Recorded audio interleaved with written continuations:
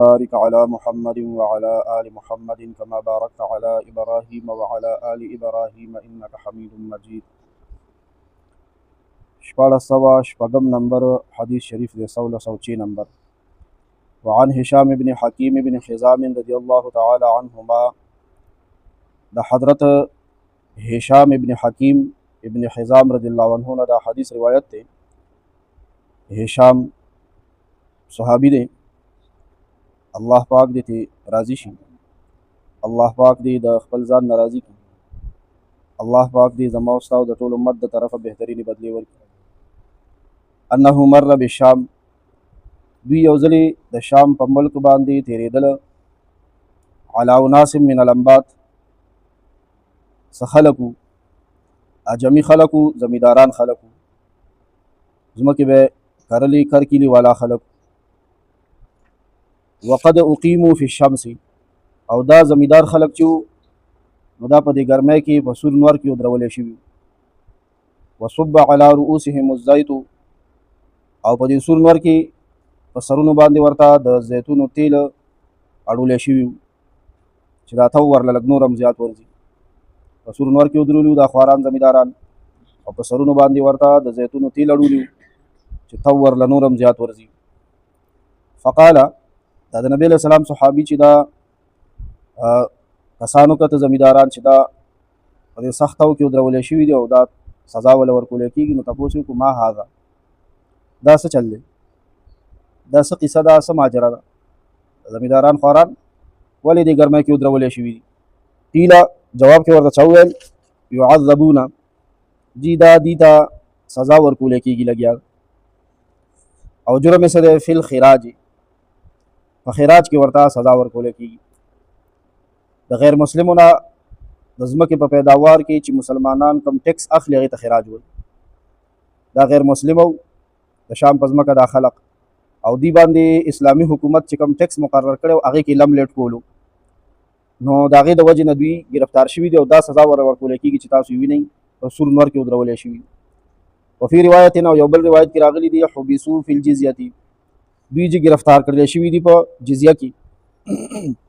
په جزیه کې گرفتار دي.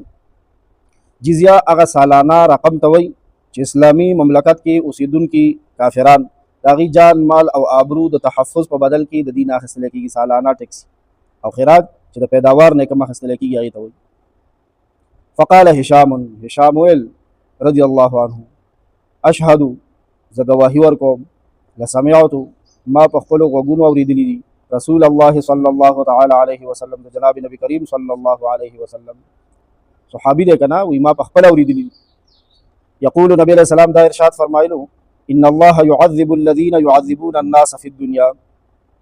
الله پاک با د جهنم عذاب ورکي هغه چاته چې څوک په دنیا کې چاته عذاب ورکي. پنور کې ودرول دا خود تو سزا ده، او د تو سزا ده خود جهنميانو چې څوک چاله په دنیا کې عذاب ورکي، سزا ورکي، دله به د هغې په بدل کې الله پاک سزا ورکي. فدخل علی الامیر، دا هشام صحابي لاړو او د شام چې دغه وخت سره کوم گورنر و د هغه دربار ته ورلو، هغه له ورلو، د هغې دفتر ته ورلو. فحدثه، او دا قصه ورته بیان کړو، بیا ورته دا حدیث ویلو. نو فامر بهم، نو بیا هغه گورنر حکم جاری کو، حکمنامه جاری کا. فخلو، دغه کافران زمیداران بیا خوشي کړلی شو، دی آزاد کړلی شو. رواه مسلم، دا حدیث امام مسلم رحمه الله روایت کړی دی. دی حدیث کې یو ټکی رالو، الانبات الفلاحون من العجم، د عجمو کاشتکارانو زمیدارانو ته وایي چې کوم د زمیدارۍ او د کرکیلي کارونه کوي. د حدیث په شرحه کې عالمانو دا خبره کړې ده چې یو سړی دنیا کې چاله کم قسم سزا ورکوي که نو دا سزا د هغه جرم نه زیاتی یا بیخي بې بدوي، سزا او زیاتې د جرم نه زیاتي او یا بیخي بې بدوي، نو الله پاک با د دې په بدل کې دې ظالم لا په آخرت کې سزا ورکوي. او موږ مخکې دا خبره کړې ده، دا ظلم چې دی، ظلم په ګناهونو کې هغه ګناه ده چې د آخرت سزا خو هسې شته. په دنیا کې د مرګ نه مخکې به ظالم له به تر هغه وخته وي مرګ نه راځي چې تر څو پورې د دغه خپل ظلم په کیسه کې شرمېدلی نه، الله پاک به ترې نه هغه زور وباسي د مظلومه. د حدیث مقصد دا دی چې دا کوم مخې ته بیان شو، دا سوال به کوو چې خدایا مرا باندې څوک ظالم کی او مم په چا باندې ظالمان. اوس دا دعا خو کوو او امین هم پې وایو خو چې ظلم وپېژنو د ظلم تعریف وپېژنو نو بیا ځان ته دا ظلم تعریف مخامخ وګورو چې ظالمان یو که نه یو د وړې پایې او د وړې درجې ظالمان یو که د درمیاني درجې او که د لویې درجې ظالمان یو ظلم څه ته وایي کتاب وایي ظلم دې ته وایي یو څیزه د خپل ځای نه بې ځایه کول وضع الشی فی غیر محله یو څیزه د خپل ځای نه بل ځای ته وړل او ایښول دې ته ظلم وایي لکه اوس موږ او تاسو جومات کې ناست یو که نه د خدای په توفیق او فضل سره اوس به جومات نه وځو نو د جومات نه د وتو طریقه دا ده که نه چې ګس اخپه به د جومات نه پیله بهر کړم او د خپله ګس پیزار د پاسه به یې کېدم دا صحیح طریقه ده او بیا خیخ به د جومات د حدودو نه بهر کړم او پیزار کې یې دننه ورکړم او بیا ګس اخپه د ګس پیزار نه راوچته کړم او بیا یې په ګس پیزار کې ورکړم دا د جومات نه د وتو طریقه ده او د پیزار د اچولو طریقه ده د جومات نه د وتو په وخت دا صحیح طریقه ده د عدل او د انصاف او د سنت مطابق په دې اجرونه دي او ثوابونه دي دا ګس اخپه چې د جومات نه بهر کړم په دې ځان لا د سلو شهیدانو عمر اجر دی څومره معمولي عمل دی او اجر ته وګوره او په ګس پیزار په خپل ګس پیزار باندې ښودله په دې ځان له د سلو شهیدانو اجر دی او خیخ به د جومات د حد نه بهر کول او بیا په چپل کې خیخي پیزار کې ورکول دا په دې ځان له د سلو شهیدانو اجر دی نو څو شو د 300 شهیدانو عمره د شهید د اجر نه خبر او که زه د جومات نه په داسې حال کې وځم چې ګس اخپه خو مې د جومات د حد نه بار کا او ما خپل چپل اوس پیزار دغه کړي دي پالش کړي دي یا نوي مې اخیستي دي زړه مې نه غواړي چې د هغې د پاسه خپه کېدم نو نږدې را سره د بله منځګزار چپل پراته دي پلاستیکي دي او که د سرمني دي خپه مې یوړه او د هغې د پاسه مې کېښوه نو زه د جومات نه اوس دلته خو ښه نیک ښکارم خلکو ته چې د خدای د ویرې لمونځ وکړو خو په پیزار کې ظالم شم منځګزار ظالم بهر شم د جومات منځګزار ظالم یا په کور کې اجتماعي تولیه ده اجتماعي صابون دی اجتماعي د استعمال بل څه شی دی ما ته ضرورت شو استعمال مې کړو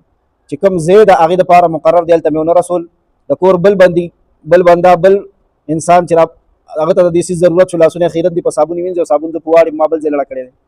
چې هغه ورپسې څومره وخت ګرځي او تکلیف کې دی دغه عمره ټایم زه ظالم شوم د خدای کتاب کې ظالم ولیکلی شو نو اوس د دې نه اندازه لګوئ بیا چې موږ څومره څیزونه بې ځایه کوو لګیا دي خبره بې ځایه د خبرې ټایم بني د خبرې موقع بني خبره به مې تللې نه چې دا خبره په طول پوره ده او که نه ده او ګرز ولا ورکړم مخکې پې خفه کړم دا ظلم دی د لاس پو ظلم دی نو دې خبره باندې خبردار کېدل پکار دي چې دا شهر ناپرسان نه دی مونږ خو ته شهر ناپرسان جوړ کړی پاک پاکستان نه که نه چې مړه څه دی وکړه که بجلی دې په بډه کړو که ګیس دې په بډه کړو څوک یې تپوس کوي مړه لا تر اوسه چا تپوس وکړو واه مسلمانه ته دا خبره کوې چې څوک یې تپوس کوي دا دومره لوی الله چې په سر ولاړ دی دا دومره لویه ورځ چې په سر را روانه ده